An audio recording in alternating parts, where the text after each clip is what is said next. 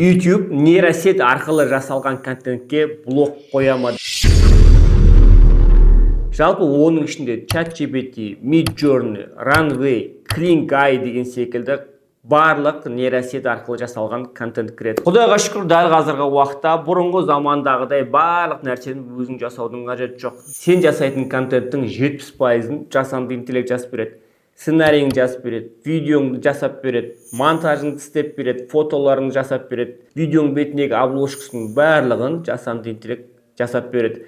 Сенің жұмысың тек қана осылай камераның алдына отырып сөйлеу, немесе түріңді көрсетпейді сөйлесең болады. Біздің Мейрам Академиясына келген шәкірттерінің көбісінің қоятын сұрағы, былай 500 мың теңге таптым, былай миллион таптым.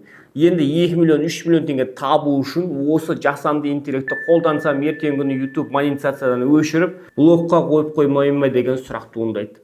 Соның ең бірінші ескеретін мәселе YouTube'тың ережелері. Ең бірінші ескеретін мәселе YouTube'та тікелей тиым жоқ. Жасанды интеллектпен контент жасауға болмайды деген. Бірақ сіздің жасайтын видеоңыз сапалы және мән мағыналы немесе эмоционалды қызық болу керек. Және бұл жерде тағы да бір ескеретін мәселе, сен біреудің түрін алып, бір президенттің, министрдің немесе бір сенімді өкілдің жасанды интеллект арқылы сөйлетіп, жалған ақпарат беруге болмайды YouTube арқылы. Жалпы тек қана YouTube емес, басқа қандай да бір социальный сетте, яғни әлеуметтік желіде бұндай жалған ақпарат беруге болмайды. Нейронкалар мен автоматты құралдарды дұрыс пайдалану.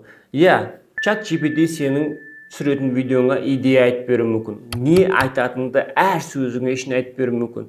Бүкіл сценарийіңді жазып беруі мүмкін. Оның барлығын әдемілеп қолдансаңыз болады және абзал болады. Неліктен? Өйткені YouTube басқа платформалар секілді өзіне аудитория жинауды қалайды. Бірақ сапалы аудиторияны көбірек жинағаны қалайды. Яғни сіз әр видеоны көріп отқан кезде соның ішінде жарнама көрінуі мүмкін. Пропустить деген батырмасымен. Сондай жарнама шыққан сайын YouTube'қа табыс түседі. Ал неғұрлым ондай көп жарнама шығарудың бірден бір жолы ол өзінің көп көрермені болуы. Яғни қанша 7 миллиард адам бар болса, оның басым бөлігі Instagram'да немесе TikTok'та емес, YouTube'та отыруына жұмыс жасайды. Сондықтан да YouTube жасанды интеллект арқылы жасалған контентке аса ауыр тиым салмайды. Жоғарыда көрсетілгеннен басқа. Одан кейін үшінші мән беретін мәселе бұл құқықтық жағы. Яғни, сіз өзіңіз контент генерация жасап жүктей аласыз, бірақ біреудің жасағанын алып өзіңіздің каналыңызға қолдана алмайсыз.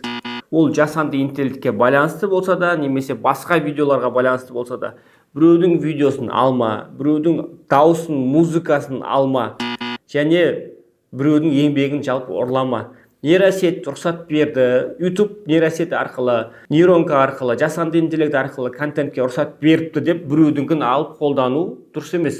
Яғни біреудің жасанды интеллектпен жасалған видеосын алу. Сен өзіңді нөлден бастап жасау керексің. Және құқықтық мәселеде кейбір нейросеттер бар, сен оның видеосын, фотосын генерация жасағаннан кейін астындағы описанияға немесе басқа жерге пәленше деген жерде жасалды деген ескертпені қойып қою керексің. Өткенде бір отырыста отырсам, бір жігіт келді.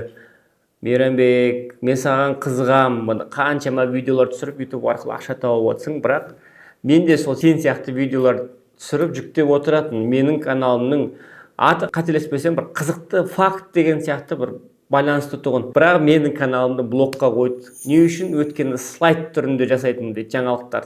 Жаңалық шығады, бетіне суреттермен слайд өтеді. Яғни бұл жерде не үшін оның каналының монетизациядан алып тастады? Өткені оның беріп жатқан контенті қызықсыз, тек қана слайд. Яғни слайдтың өзін кішкене видеолар қосып, анимацияда қосып, реакцияларды қарасаңыз, басын видеоның түбінде біреудің басы тұрады. Сондықтан да бұл жерде түп нұсқаға, яғни оригиналға, контенттің сапасына өте қатты мән беру керек. Жасанды интеллектпен жасалған болсын, немесе өзіңіз жасаған болсын, маңызды емес, сіздің жасап жатқан туындыңыз сапалы болу керек.